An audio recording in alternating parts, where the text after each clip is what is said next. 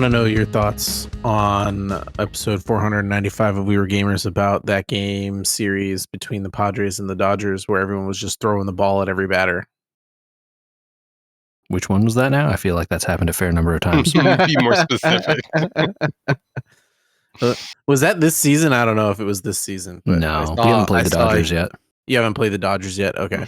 The baseball has returned and a lot of drama has already occurred with Angels getting players, thrown out of games and all sorts of drama. And so I'm seeing old baseball videos popping up again as old rivalries are heating up again. And there's no way to know what season they're from ever. So No. Right. Yeah. Andy, this is important for you. You need to go watch John Boyce's The History of Charging the Mound. Okay. That's going to be essential viewing for you. The History of Charging the Mound? Yeah. So, Secret Base, John Boyce, he does those like really great sports documentaries. He also didn't he do Full Time? Yes. That's him. Mm-hmm. Yeah, we talked about Full Time. I watched all that. That was good. It was great. He has another great one on the history of the Seattle Mariners and the history of the Minnesota Vikings and the history of the Atlanta Falcons. But he likes baseball, and his History of Charging the Mound is really, really good. There's only the first part out so far. It's going to be spooling out over the next several weeks and months. It's like a 5 or 6 part series, I guess. Okay. But there's no stat to talk about. all stats. Baseball, it's all stats. There's no stat for like number of times the player charged the mound. Oh man, yeah. Why isn't there a stat for this? That's not a stat. There's no database. So he made one. Oh my God, the amount of work that would take. I don't even want to know. Wow. He shows his methodology. He has scales. It's pretty good. It's pretty good. And it seems like the first one is kind of like the overview, and then each individual episode after that is going to highlight a specific incident and like what was going on and why. Okay. Historical mostly because look, man, chargings don't happen that frequently anymore. But he notes not zero. It happens once or twice a season. Wow. But yeah, so you will appreciate and enjoy that, I think. So go check that out when you got the time. And folks out there, check it out. I love it. Nice. Well, if we're going to talk about some history, we should also talk about history of this podcast, I guess, maybe. Champions of the Continent was a pretty popular go around on this pod for a while. I know you haven't heard it, but we're going to bring it back. Are we, Michael? Are we bringing it back? Yeah, we can do our own COTC check-in on the continent. Oh that was glorious. So you guys, I think you left right after the time of the end of service that wasn't end of service. The time of the end of service. The time the of end the of times, the dark days. I played through the beginnings of Celestia and then got really annoyed at the bad translations and stopped playing. I stopped when they transitioned just to give myself an end. Right. So the Celestia storyline has just recently wrapped up. The last chapter of it just came out a couple of weeks ago. There was an ending, there was a final boss, and then there was in true JRPG fashion, there was a real final boss after that. Oh, okay, great. But of course, right? But it's the end is never really the end, right? But yeah, so they wrapped up the story. It was pretty good. I think they did. There were 9 chapters altogether in the whole thing. And I think somewhere around chapter 6, chapter 7, I kind of guess what the twist was. But they did a pretty good job of holding it until the very end. For those people who hadn't cared enough to try to guess at it and were surprised by the twist. But yes, the translations did improve. So That's good. that at least got way more tolerable. Trying to go through 9 chapters of the mess that was that first chapter, I think would have lost way too many people for the. I'm sure they got AI involved, and that's what fixed it. Yeah, well, they I'm at sure one the point AI they were. involvement was what ruined it to start with. I think they fixed it by they actually were soliciting for some crowd help. So they solicited for actual translators to work on the text. Wow. Free labor always fixes everything. Sure does. But I think they got some help, both internal and external, and really cleaned it up. And to their credit, they were and remain relatively responsive to feedback and criticism in particular. They do seem to know what side their bread is buttered on. So a little bit of credit where credit is due, but has served them well in the last week because there was another big shakeup. They merged the global and Taiwan servers. What? Oh, wow. That had been like something people had been wondering if it was going to happen eventually, but Yep, Is people the had. They had a bunch population of that low? Well, no, I Probably. don't. I'm sure some of it has been drop off, but at the same time, the pacing. I think this had been going on for a long time because, as you say, JJ, it had been a topic of conversation even before you guys left. But the pacing was very clearly starting to speed up a bit in the global side and slow down a bit on the Taiwan side, to the point where the only conclusion people could draw was that they were trying to bring them in line. Okay, did And they sure actually enough, merge them, or did they just get them in parity? they merged them. So the two are now on all of the same systems. That's wild. So all of the buffs that characters had that were, and there weren't a ton by the end, but any buffs that characters had that were unique to one server are now rolled out across both servers.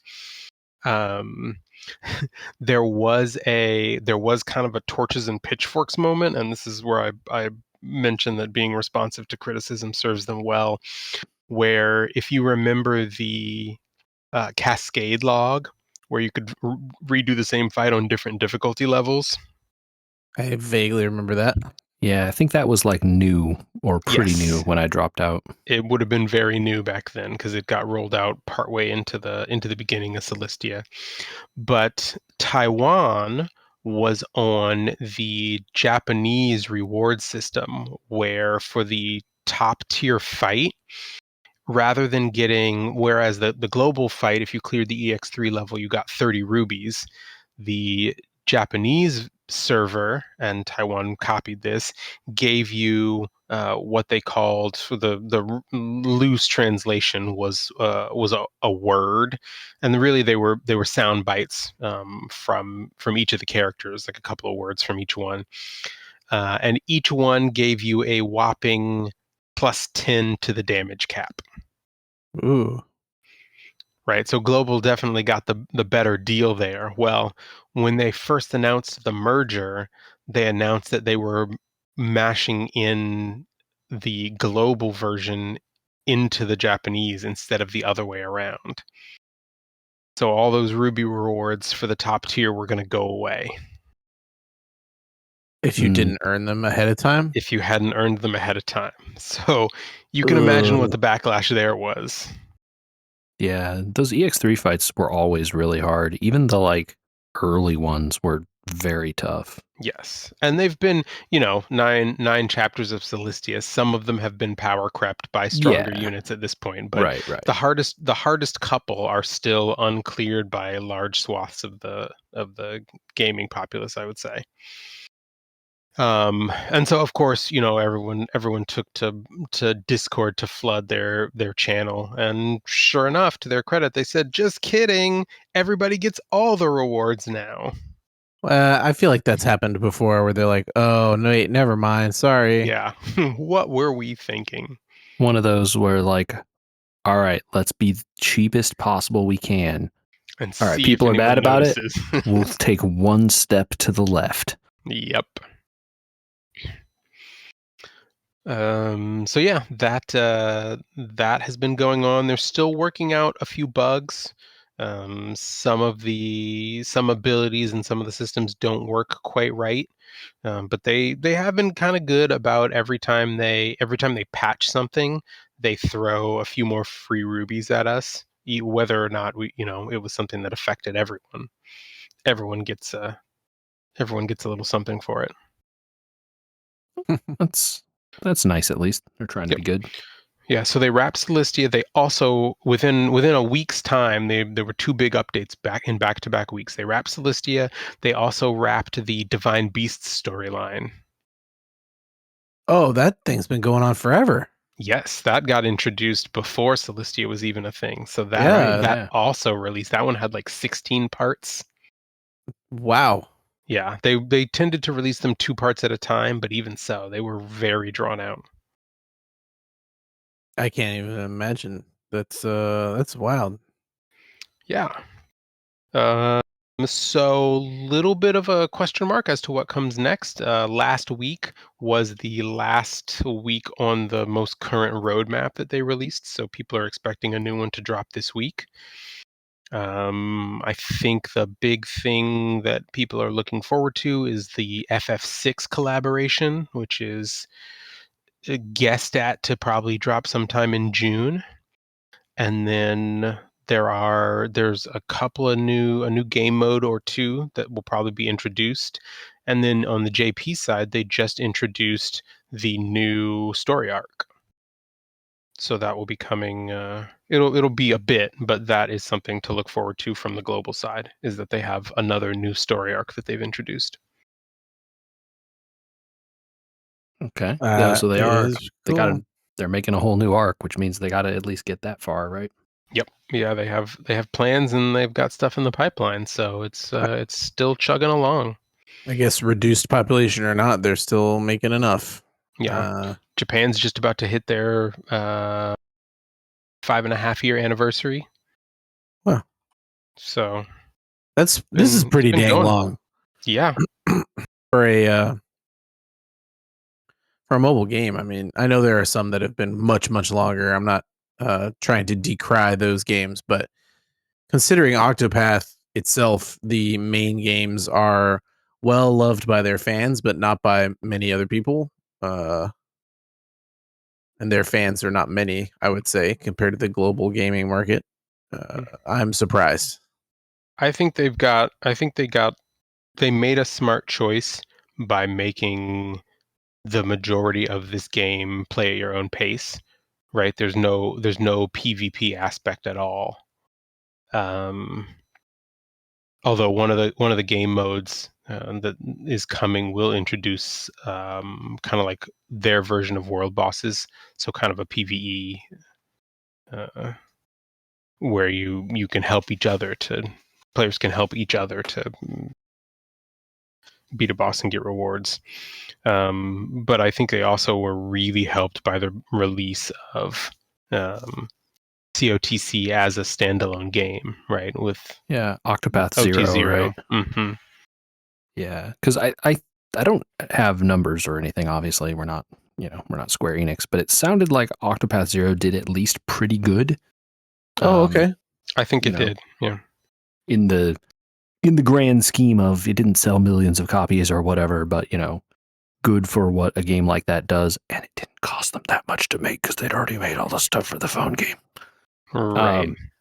So I mean, that initial game, was really good. I mean, I the like full agreement, dude. Like the story was great. I loved that Yeah. first arc. Like That it was arc- that awesome. All first the arc was characters good. were awesome. Like and I suspect Octopath Zero, if we went and played it, we would know the broad strokes. Like Richard is still Richard, Erica is still Erica, right?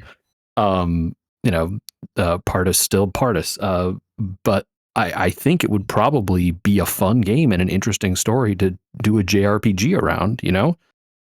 So I gotta imagine that taking that structure, tweaking here and there, pulling stuff out, taking the insane grind away, some of that stuff just to make a more streamlined game is probably pretty good, And if the major cost of making a game like that is the assets, bro, you got the assets mostly. Already done. You know, Yeah. I mean, and it made it kind of plug and play, right? A couple people, well, not a couple, but even if you get a full couple in team, the but scheme, a couple in Yeah. the scheme of game making. Yeah, you get a team of working 20 on, instead of a team of 200. You know, they're working on adjusting systems that are already in place is actually pretty reasonable.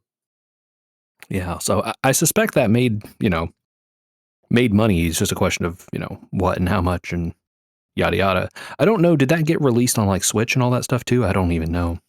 I believe it did. Yes, it Yeah, did. so it probably did all right. Well, speaking of small teams adjusting systems from the previous game, there appeared to be some changes, but not a ton in terms of stylistic changes, I guess, in Slay the Spire 2, JJ. Mm-hmm.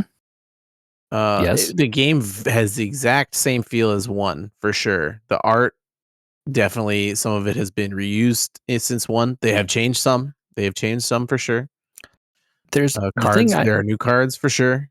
Yeah. But it seems like a little bit of a rehash, upgrade, something. I feel like the more I've played it, the more I notice like there's a lot more like effects, I think is how I will phrase it. I don't know when the last time you played Slay the Spire 1 was. A long time ago. The game is old. It's been a bit. But my memory of that game is like, you play the cards, you get the relics, you climb the floors, map, yada yada. But like a lot of the animations in that game, quote unquote, are, thunk, big sword, punch, or like magic.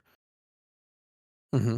But there's a lot more like when you get gooped on, there's a goopy effect. There's, a magic effects for characters putting debuffs on you.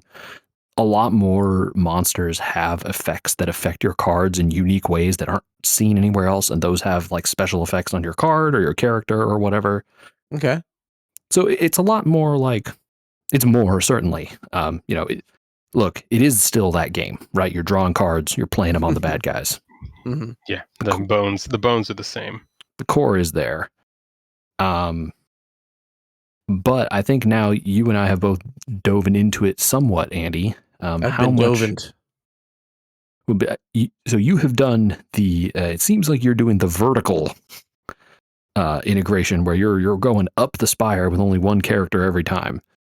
I have been trying. Well, so in our experience, we have now, Michael, tried the multiplayer multiple times, and I have done the Ironclad, the original, the OG, the greatest of all classes. Yeah. And by greatest, I mean, I think weakest. Okay. He definitely seems like he's just he's got 2, maybe 3 builds you can get through. Most of them are not super strong. One of them is pretty strong. He's definitely the most straightforward. Yeah. It's not trying to be tricky. Thinking. Yeah, it's kind of like a game plan, either hit big, block big, smash, Okay. Yeah, there's another playing with your exhausted cards theory pile, maybe. Some cards that do damage based on that. I don't know. I definitely, playing with you, had a lot of fun, and then played on my own and was like, oh, this is Slay the Spire. This is Slay the Spire all over again. Yeah, absolutely. Learning new relics and stuff is kind of it. And you get to the point where you're 20 minutes in, you go like, this run's probably not going anywhere. I don't know. And then play the next 10 minutes and you kind of do whatever. So there are more unlocks, and I know you're ascending with the one character, but you do unlock stuff that affects all the classes with other characters. True. Mm-hmm. So you should probably at least try them out and maybe win a run with each one if you can. Because you unlock more colorless cards, and you'll see those on all characters. Some of them unlock relics. You'll probably want those. Yeah, I guess Michael, you probably are more interested in what the multiplayer actually is like, since JJ's already talked about the single player quite a bit. Yeah, I'm Um, curious like how they set it up logistically to run. So you take concurrent, and I mean real time concurrent turns with your teammates. Okay. So you got to talk a little bit, because what do we run into, JJ? Tag team and vulnerable. Yeah, like so because your cards are going at the same time. If I play a card before Andy, my card will go on the stack, quote unquote. Not quite a stack, but anyway, my card will go on the pile first and resolve first. Okay. You can stack them up. So, if Andy has 2 cards he plays in rapid succession before I play the next one, he'll get 2 out and then mine will go. But you're playing cards back and forth. You're kind of just doing whatever you want to do to the enemy on the good guy's turn. And Okay. then everyone ends their turn and then it's their turn. Just like a normal match, right? Sure. Yep. It's arranged to just put your characters next to the other characters on one side. Apparently you can do up to 4. Yeah, it supports 4. It looks like you both get hit by every attack. Yeah, everything targets all the good guys. So yeah. So if it says 15, it's not doing 15 to one of you. It's not like, oh, I can take the 15 for JJ. I'm in front. There's no strategy to. Well, there is a taunt card, and I don't know quite how that works. Yeah, there are some cards that affect stuff like that. Like you had a card where I was sharing your block, and there's some like weird stuff. There are definitely multiplayer only cards.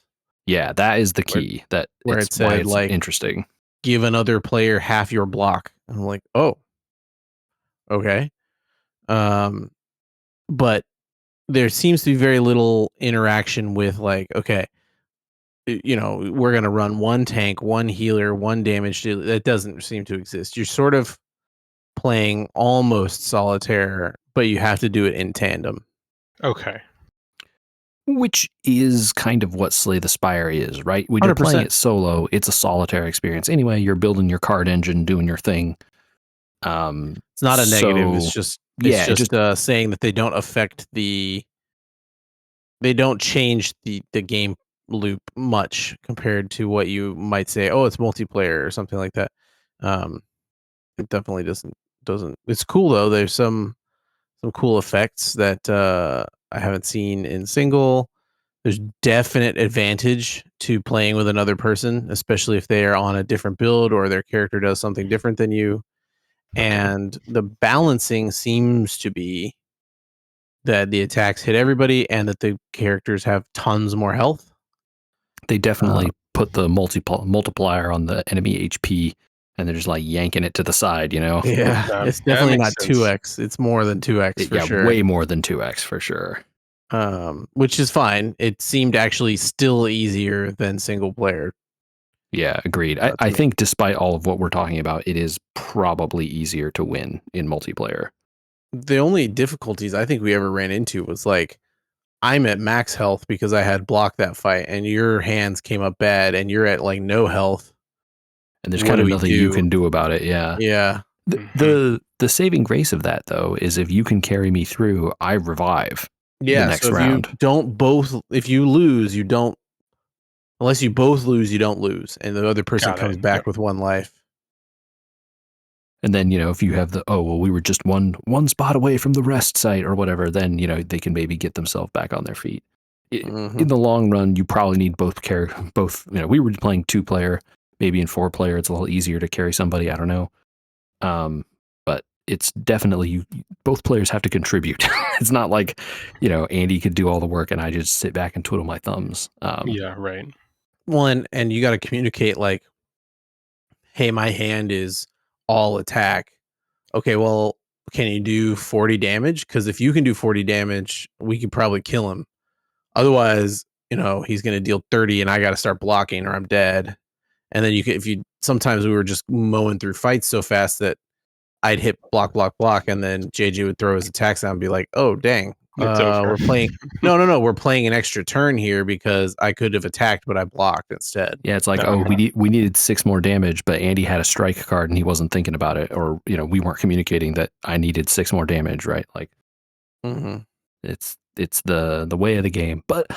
And then ultimately, I think it's built to allow that. Like, I don't think it needs you to be perfectly aligned, Maybe when you get to Ascension 10 or whatever the top is, then it's going to be a lot tougher. Sure. But, we were playing 0 and 1 and it seemed fine, right? Like, we could, you'd probably muddle your way through most of those without too much difficulty, as long as you're building competent decks, which I forgot to do a couple times, and then it didn't go so good. I was like, oh, I want to try this. Ooh, new card. Ooh, multiplayer card. Ooh, wait, what does my deck do? Oh, it doesn't do anything? Uh-oh. Yeah, I definitely had a run where and so you'll have runs where you're trying to force something and you're like, oh, yeah, that's right. I should just like take what comes before I try to force a build. Yeah, you do sort of have to be flexible in that way. When it's giving you the strikes, sometimes you're doing the strike build whether you want to or not, Yeah, turn into the skid. I still, struggle to see sometimes, like, how do I win? Sometimes it just feels pointless, which is not a bad thing, but just kind of ended my first Slay the Spire experience. Kind of was one of the reasons that I sort of eventually petered off that game with, like, man, it just is like over and over and over without winning sometimes, which is roguelike, obviously. It's part of the game. But I think they've changed or added a few enough things for me to start exploring outside of just playing the same, attempt towards the top on the Ironclad. And the game's not all the way out yet, and there's no achievements yet and all that sort of stuff. So I'll probably keep playing a little bit multiplayer with you, but I think I'm going to back off the single player pretty heavily here. I think it's worth playing a run with each class so you kind of like get the deal. But yeah, I probably will not even bother getting much higher than the Ascensions that I have. I think I'm on like one for most characters and then 2 for a few of them. Ascensions, maybe. Michael, are the hard modes that once you beat the game. So like, when you win a run, you unlock the next level of Ascension. So then it's like, you start at 0 and you start out, you don't know what Ascensions are, and then you win a run and then it's like, hey, here's Ascensions 1. And then, okay, you win on 1. Now here's 2, 3, 4, blah, blah, blah. Okay. Yep. And it's per character. So I have 1 beat on basically every character now, but I think on the Silent, I'm on 3, and the Ironclad, I'm on 3. Something like that. Wow. Anyway, whatever. I'm not that lucky with the Ironclad. Dang. Bro, it's not luck. Some of them isn't. But yeah, I mean, look, also you die a bunch and then you just be like, all right, look, by the time Act 2 rolls around and if you know or don't know what you're doing, you can just, Yep. Sometimes they're like, this isn't going to go anywhere. I don't need to play the rest of this out. Yeah, I need to learn that better. Yeah, and like, it comes from seeing the cards a lot and you kind of have a better feeling. Yeah, one thing they don't seem to have added in this yet, at least from my understanding, is the timeline thing is hinting at some sort of story or world or environment, but it really isn't very connected still. So let me know if Vampire Crawlers has added. Well, so I just want to talk to that point. There's a story. It's laid out pretty explicitly. When it gives you some lore on the world and kind of what happens, and each character sort of has an arc. You gotta play more and see all of it with the characters to get it, but it's there. The artwork for it isn't all there, but it's there. There's a lot of placeholding happening, and a lot of what are those called? Epics that are needed before you get it. Yeah, and a lot of them are like beat 15 bosses, or beat Ascension whatever on this character, or that kind of stuff. Yep. Okay, sorry. No, it's fine. My Vampire Crawlers transition was asking if they added a story to that game. No. Fair enough. Easiest answer of all time. Next. So the thing I talked about playing the demo, right? I think I talked about that on here. I believe so. Yeah. Yes. The Vampire Crawlers demo is fun. It was a good time. I think it's still out. People can go check it out. But I've been playing the full game, and I finally crossed over the part where it was like, oh, okay, this is like an interesting like dungeon crawlery thing, and I see how you can build your deck to make like a fun, thing going on here, to like full, this is Vampire Survivors now, and the screen is exploding every time I play a card, and like nothing, there's like a million attacks that just wipe the screen and all this stuff. Yeah. So for folks worried about like, especially because like the first demo, the first levels you play are like pretty slow. It's not super exciting. It's not a bunch of like casino like bells ringing and stuff. It does get there. Oh, okay, good. If that's the stuff you liked about Vampire Survivors, you will get there eventually. I want to see the screen full of everything all at once. Yeah, I have the what's the upgrade that you get for the Rune Tracer from Vampire Survivors? It's like a bouncy thing, but it like explodes. That bounces all around the. Yeah, so the Rune Tracer bounces around the screen, right? Yeah, that's the one that's like it's like a diamond or like a diamond. Yeah. So the upgrade to that is, I forget the name of what it's called. Anyway, the version it also does that, but explodes. And oh god, the trail it leaves instead of being white is blue. Mm-hmm. I've made the screen completely blue. It's like unviewable. It's like explosions constantly. It eventually unlocks the fun thing like in Vampire Survivors where when you overkill the last enemy, you start earning money. Mm-hmm. Yeah. And the game does a funny thing where like as you overkill the last enemy, it gets bigger and bigger on the screen. Very good. Until it like completely blocks your viewport. At which point it yells maximum overkill and then gives you your 500 coins or whatever the maximum number is. I like it. It's very silly. It's absolutely one of these games. I'm like starting to put together like, okay, I want to go on a farming run to get a bunch of gold on this one, and then I can go back and like try to make some progress over here. And it's like, it's very much one of these. So in your estimation of this versus the original Vampire Survivors was much more of a it's obviously not this, but understand the vibe I'm going for when I say cookie clicker.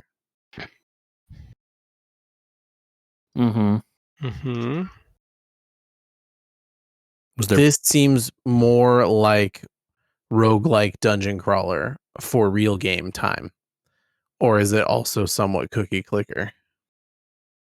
Well, I think it starts off like that.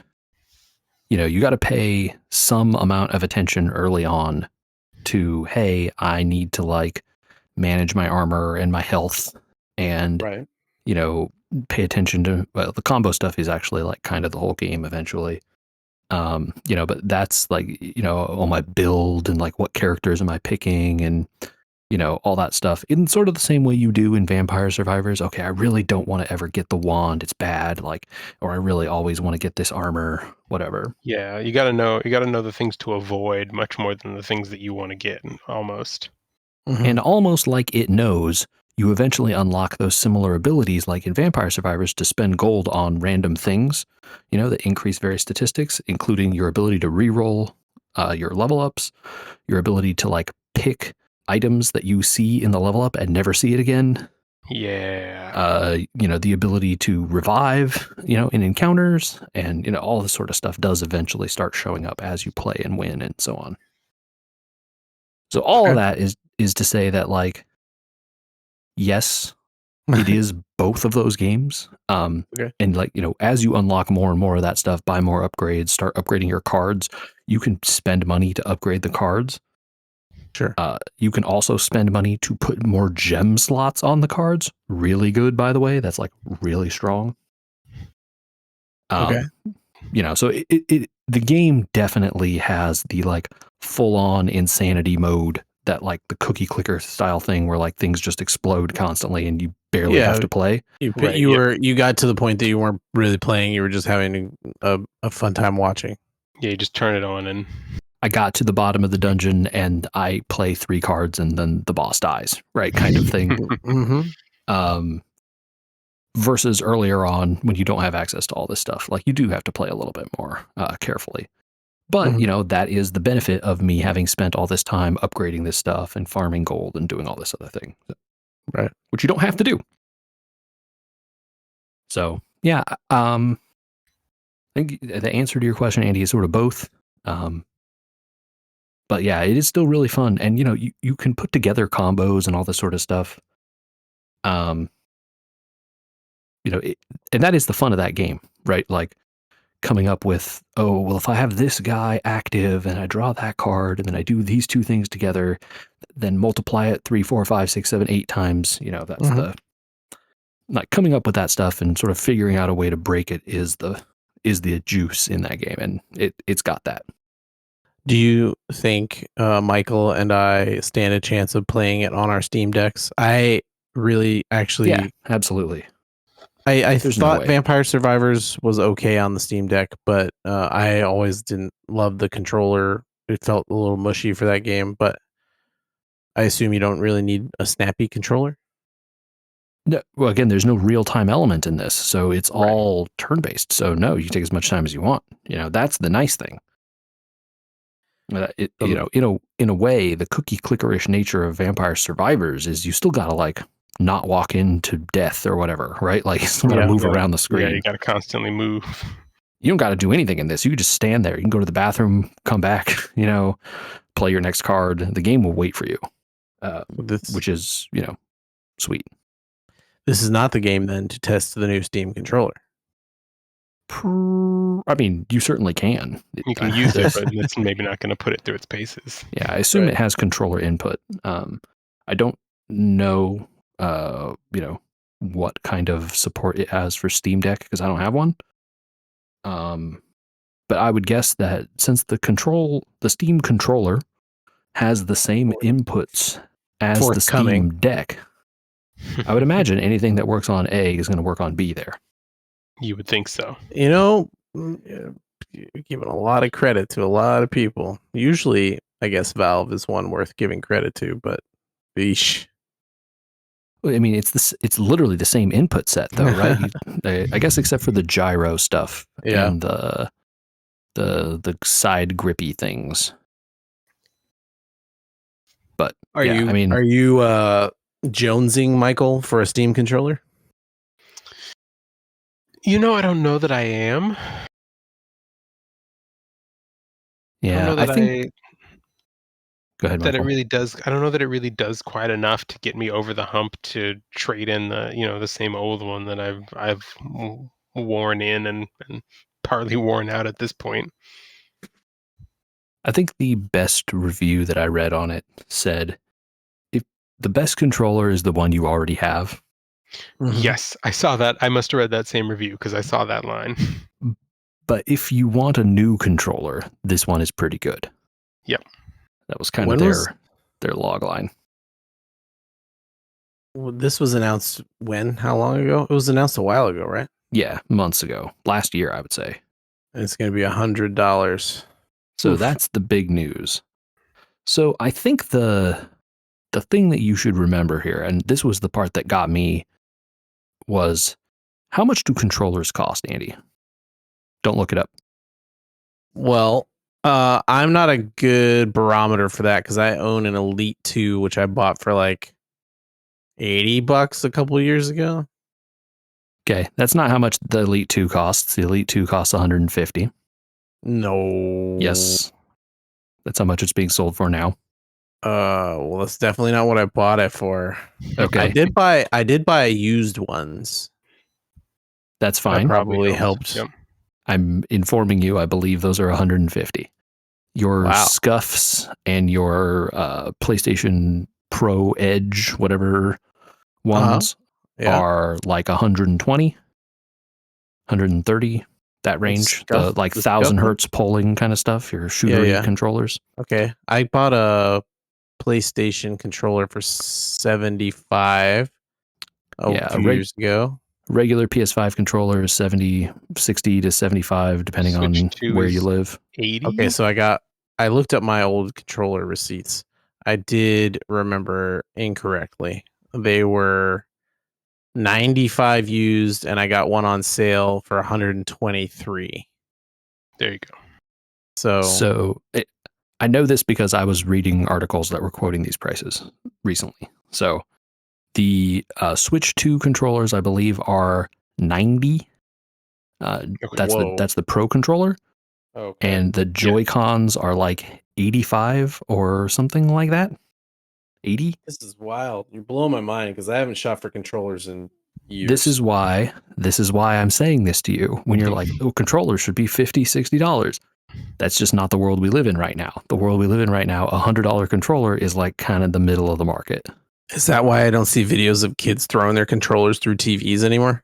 They can't afford to. Probably not. Yeah. I mean, that's probably a good thing. Yes. It's also probably cheaper to replace the TV in some cases. That's a scary thought. So that is the world that we're in here. You know, a basic Nintendo Switch 2 Joy-Con is $80, right? A PS5 controller is $80 or $75. This has features those don't. Are they features you want? That is an open and fair question to ask, right? A lot of the features of the Steam controller do require Steam input, which is a thing, and it's supported in a lot of places, but of course not everywhere, and probably only on your PC. So that's a use case that you need to want to deal with. The thing that I heard, Andy, that was interesting is that apparently out of the box by default, you can use the trackpads on it to control the mouse in Windows, and it will just you don't have to do any setup. You just plug it in. If Steam is running, it will control the mouse for you if you want it to. And of course, you can change the settings to turn that stuff off. Do whatever you want. Very much like the Steam Deck. Yeah. Yeah. Very customizable. The person on the podcast was talking about I wonder if people are going to build integrations for this for productivity apps, because he does production work and was like, can I use this in Adobe Premiere like a control surface? I don't know that I would use something that small as a control surface in Premiere, but maybe you could. This was his question. And, the person was like, well, Steam input is an open API. If someone builds a plugin or something, you could, maybe, I don't think Adobe is going to do that for you, probably. But, it was a thing that was possible, and he was interested in oh, that's a surprising use of it, right? And it's if you just want to go, the real use case is oh, I want to play this old PC game on my TV, right? Like a Steam Deck. This gives you those input options for old games that really would be better with mice, or you really need to go over here and click on this thing and it doesn't have good thumbstick controls or whatever for that stuff. I remember they tried to push the envelope last time with the 2015 Steam controller, and it did not last forever, that controller. I mean, they were selling it up until, a couple of years ago when they put them on blowout sale for $5 or something. What's a couple of years ago to you? Yeah, probably 2021. Was I right about that? 2019 was the last one sold. Yeah, okay. 2019. Not that far off. But they were on blowout by the beginning of 2019. Yeah. But the use case of that, right? It's not like that controller didn't have, it had one thumbstick, right? And then these two track pads that it wanted you to use in place of that. Yeah. If you don't want to mess with this stuff, you don't have to. It just has the normal thumbsticks and buttons and D-pad. You could just use it for that. It does all that normally. Right. Fair enough. And it has the back buttons, like the Steam Deck does on the grip. And it has all the input stuff you want. That's really the idea. I'm strongly considering one. We'll see. I also don't want to fight scalpers. So my guess is you won't have to for very long. I don't know. Doesn't seem like the market for them, but maybe I'm wrong. Anytime something new releases, right? And there's always crazy people. So, oh yeah. Well, Were there scalpers to try and get the second Dragonlance book there, Michael? Oh no, I'm past that point. Um, I'm behind the wave at this point, playing catch up. But it went pretty fast, especially compared to that first book. They really, I think I had lamented the fact talking about the first book in this new trilogy, saying that it got off to a slow start, very much feeling like they were writing a trilogy from the outset. But the other side of that is that once you get past that first book, they don't bother to on ramp you, right? You're in the story. They assume you read the last book, and they're just going to go. It picks up right Welcome. where the last one left off, and you're just running with it. Welcome to trilogy writing. Yep, exactly. But I think that I liked, and I think that part of the reason why I liked the second book more than the first book was because it gives you a period of time in the history of this world that they spent so long building that to the characters that you're normally reading about has faded into legend. And so there's only one book that was written about Huma and the age that they're talking about. Yeah, I mean, maybe there were some more side stories that I never read, but the Legend of Huma was the original, like one of Right, the like that OG books. was the book, and they haven't spent much time in that time period beyond that. And so like getting to see them flesh out what was going on and who these heroes really were in their everyday lives was kind of cool, right? It gave you something to feel like you had a frame of reference for the story, and then was telling a story within that frame.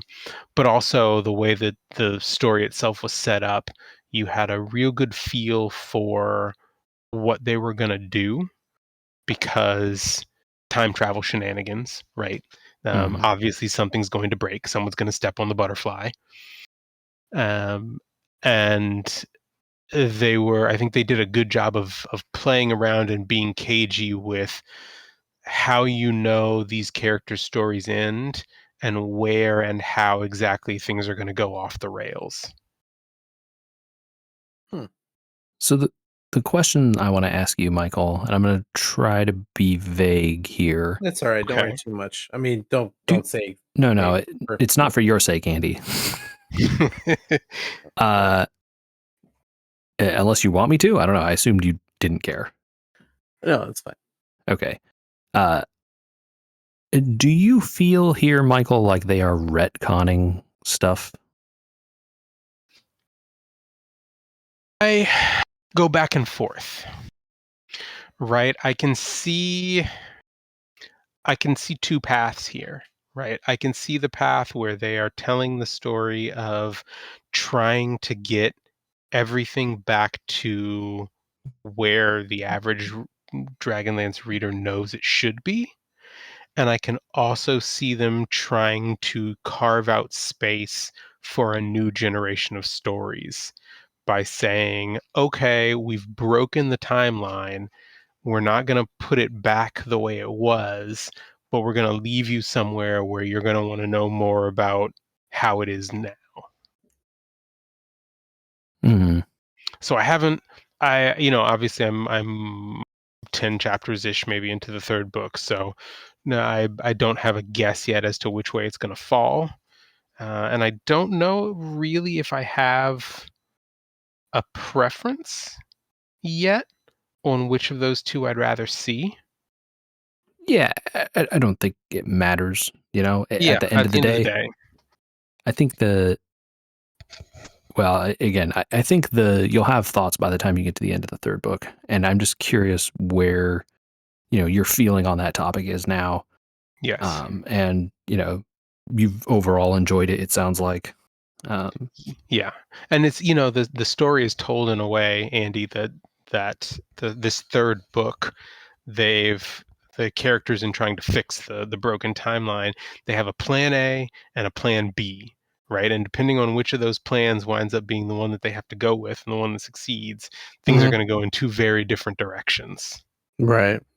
But because they have the two plans sort of laid out for you from the beginning, you're left sort of wondering, okay, which one is it going to be? Okay. There's no like single plan. There's no bait and switch. Here are the two options, and we gotta hope one of them works. Right. Cool. Very cool. It's funny. I guess it does. Have you read the title of the next series of books that they're working on, Michael? Yes. So they're gonna go back and revisit. You're talking about War Wizard. Yes. Yes. So they are going to go back and actually tell stories, Andy, in the time period that they visit in the second book where things all broke. Oh, okay. So your And so it will instinct be- there is a little bit correct in that they didn't tell a lot of stories in that time frame, and now it looks like they're going back. So it'll be interesting to see which where in their timeline they pick up and what stories they decide to tell. Awesome. I thought it was very funny, JJ, that you mentioned trying to retcon the story, because in my experience, bad remasters of games often try to fudge with the story when they really shouldn't. Yeah. So, and I think even when they don't do anything, there are unintended consequences of making changes like this. Mm-hmm. I have been playing a phone version of one of my favorite games, Heroes of Might and Magic 2. You may have heard me talk about it on this podcast before. Okay.